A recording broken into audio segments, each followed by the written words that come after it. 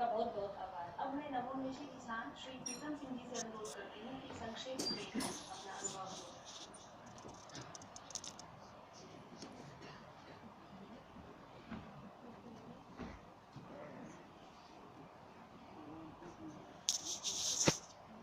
धन्यवाद जी। मैं सबसे पहले तो धन्यवाद करूंगा कि हमारे इस संस्थान का कि जिन्होंने अपने 116वें स्थापना दिवस में मेरे को आमंत्रित किया, और उसके साथ ही मैं मंच पर बैठे हुए हमारे कृषि के महान कहूँगा कि लाइट हाउस जो साइंटिस्ट बैठे हुए हैं सारे कृषि के, उन सभी को मैं प्रणाम करता हूँ। इस सभा में पहुँचे हुए सभी किसान भाइयों को, संस्थान के साइंटिस्टों को, सभी को मेरा सादर नमस्कार। मैं छोटी सी पहले अपने बारे में बात करूंगा और फिर मैं संस्थान से मेरी क्या अपेक्षा है मैं उसके बारे में भी थोड़ा डिस्कस करूंगा। मेरा नाम प्रीतम सिंह है, जिला मेरा पानीपत गांव लानापुर से मैं आता हूं। तो जो मेरा क्षेत्र है ये बासमती, जो क्वालिटी की बासमती एक्सपोर्ट होती है उसके लिए जाना जाता है। तो जैसा कि आज सिनेरियो है, कुछ समय पहले ऐसा नहीं था। मेरा गांव खासतौर पर उन जमीनों में इसकी गांव की गिनती होती थी जहां की बिल्कुल बंजर भूमि होती थी। इस गांव में जिनको अलॉटमेंट हुई थी वो गांव छोड़ के चले गए, लेकिन इस गांव में वही किसान आए जिनका कहीं ना कहीं जमीन छिन गई या किसी घटनाक्रम में वो उसका शिकार हुए। तो हमारा भी परिवार ऐसे ही पार्टीशन के समय पंजाब में हुए अलॉटमेंट, फिर यूपी में चले गए। तो वहाँ कुछ ऐसा सर्कमस्टांसिस बने कि हम लैंडलेस फार्मर हो गए, और 1980 में हम जैसे कि दूसरे किसान जो बहुत कमजोर थे उन्होंने आके ये कल्लर जमीन खरीदी थी। तो हमने भी तकरीबन 5 एकड़ जमीन यहाँ खरीदी की। कम से कम हो सकता है कि मजदूरी ना कर पाए, मार्केट को उनसे आते हैं तो चलो कम से कम फार्मर की क्यों में रह जाएंगे। तो 5 एकड़ जमीन यही सोच के हमने भी बंजर ले ली, जिसमें कुछ भी पैदावार नहीं होती थी। उसमें 4 साल की अथक मेहनत के बाद हमारा चौथे साल 13 गठड़ी, जो सिर्फ एक रखने का बंडल होता है, 13 बंडल हमारे पैदा हुए थे उस खेत में थे। तो मेरे को आज भी याद है कि जिस ट्रैक्टर वाले से मैंने निकलवाया वो जा रहा था, मैं हमारे भी निकाल दो, तो उसको बोला इतना किराया ले जाओ जो बनता है आपका। तो बोला यार इसका क्या लूंगा मैं, क्या नहीं लूंगा। वो दिन आज भी हमें याद है। तो चलो जैसा कैसा स्ट्रगल किया, पढ़ाई छूट गई, 8वीं तक मैं पढ़ा था। उसके बाद स्कूल में नाम लिखवाने गया तो पिताजी बोले कि खाने के लिए दाने नहीं है, तेरे को पढ़ाई की पड़ी है। तो उस टाइम सपना एक था कि मैं वेटनरी डॉक्टर बनूंगा, जो कि अधूरा रह गया। लेकिन चलो आज फिर भी हमें संतोष है कि IRI ने हमें फेलोशिप जब 2012 में दिया तो मेरे को नहीं पता था कि फेलोशिप क्या होती है। तो चलो कम से कम इतना हमारा पूरा हुआ कुछ हद तक। तो क्या हुआ कि जैसे 1980 से लेकर के 90 के दशक 90 तक तो हम जैसे तैसे काम चलाते रहे, पशुओं से, डेयरी से कुछ अपना काम चलाते रहे। लेकिन जब हमारे यहाँ भी धान लगाते थे, परमली लगाते थे, जब PB1 वैरायटी आपकी आई तो कुछ बीज मेरे साथी थे चंदर सिंह, जिन्होंने मेरे को संस्थान से जोड़ा। आज वो इस दुनिया में नहीं है, लेकिन मैं उनका ऋणी हूँ। उन्होंने मेरे को वैरायटी दी जिसका कि उत्पादन हमारी इच्छा के अनुरूप, मैं कहता हूँ दुगना या तिगुना हमें पैसा दिया। तो हम उससे उत्साहित हो गए, IRI में आने लग गए। तो IRI की बासमती की नई नई किस्में हमें मिली।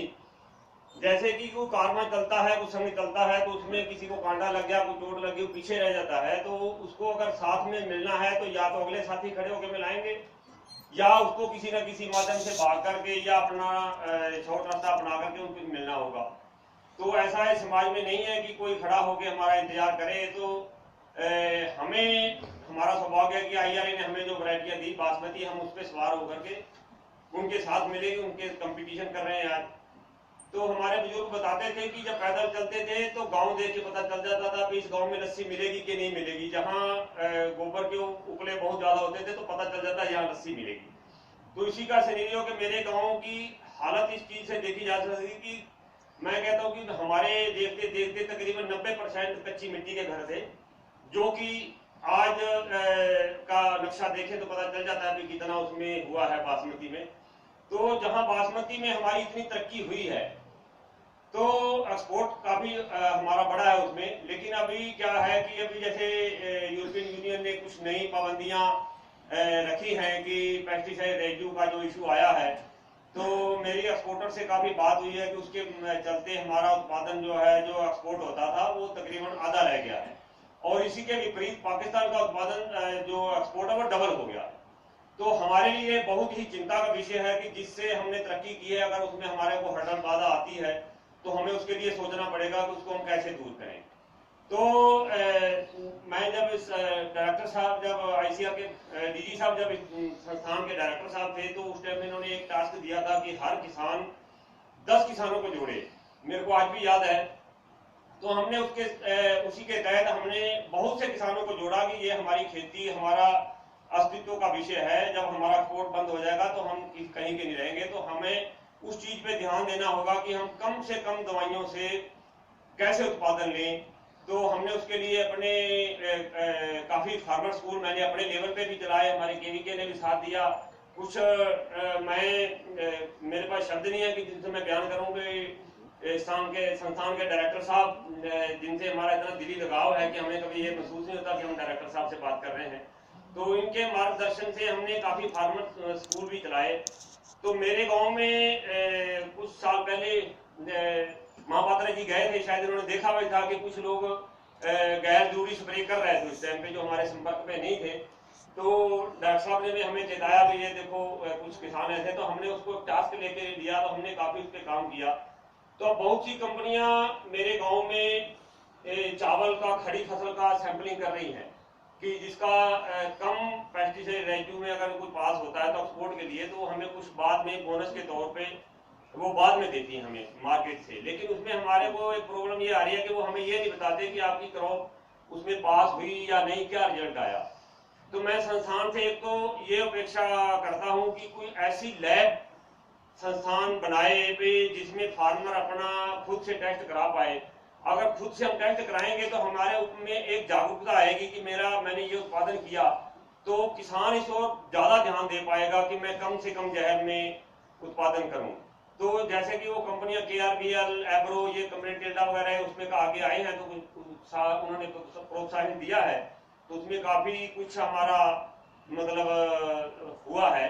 वैसे तो IRI ने कृषि में इतना काम किया है कि अगर एक दो जगह मैंने किसी फंक्शन में बात किया तो उन्होंने मेरे को बोला कि आप इसको एक्सप्लेन करो। तो मैं तो सिर्फ इतना ही कहता हूं कि any combination of 26 alphabets are not able to explain the IRI work in basmati field. मैं इतने सिर्फ कह सकता हूं कि मैं उसको एक्सप्लेन नहीं कर सकता, लेकिन फिर भी बहुत से टास्क हैं आगे करने के लिए। जैसे कि कुछ वैरायटियां साइंटिस्ट हमें ऐसी दें कि जिसमें बीमारियां कम आए। फॉर एग्जांपल जैसे संस्थान ने 1637 वैरायटी दी कि पहले हमें नेक प्लास्ट की बहुत भारी समस्या थी, तो उसमें नेक प्लास्ट नहीं आ रही है, तो उसमें हमें फिर स्प्रे करने की जरूरत नहीं है। तो दूसरा मैं ये कहूंगा कि कुछ गांव का क्लस्टर ऐसा चुना जाए कि इसका प्रचार थोड़ा ज्यादा हो। कुछ फोटोग्राफ्स ऐसे उस क्लस्टर में एक फार्मर चुन लिया जाए जिसको कुछ फोटोग्राफ ऐसे दे दिए जाएं, भाई आप इस इलाके में ये चीज दिखा के इसका प्रचार करो। मैं समझता हूँ कि हर आदमी के पास नहीं पहुंचा जा सकता, लेकिन हर एरिया में एक थोड़ा कुछ जागरूक किसान चुना जा सकता है, जिसको जैसे मैं अपने एरिया में कर रहा हूँ। मेरे को पता है कि मैं अपना काम खराब करके भी मैं करता हूँ कि अगर कृषि है तो हमारी होंद है।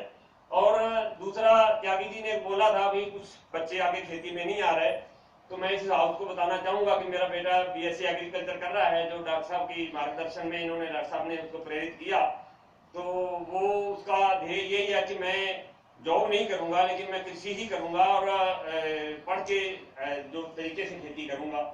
तो मैं शायद समय से ज्यादा बोल गया हूँगा कुछ, तो इन्हीं शब्दों से मैं क्षमा चाहता हूँ कुछ गलत बोला गया हो तो। धन्यवाद सर, थैंक यू।